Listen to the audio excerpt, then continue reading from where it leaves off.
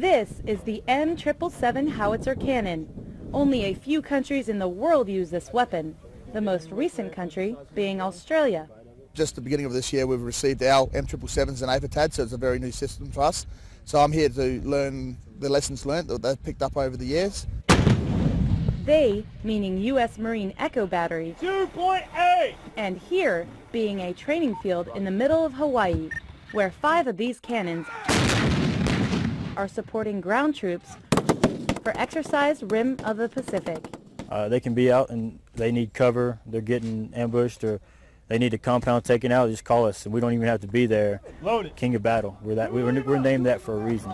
The cannon can provide cover for troops more than 18 miles away. I think we're definitely an asset for anybody going into combat. And also an asset for instructing Australian forces in the art of the howitzer. It's very professional and they're good at their job. Making Echo Battery's involvement in this year's exercise a smashing success. Senior Airman Sarah Brice, Pohakuloa Training Area, Hawaii.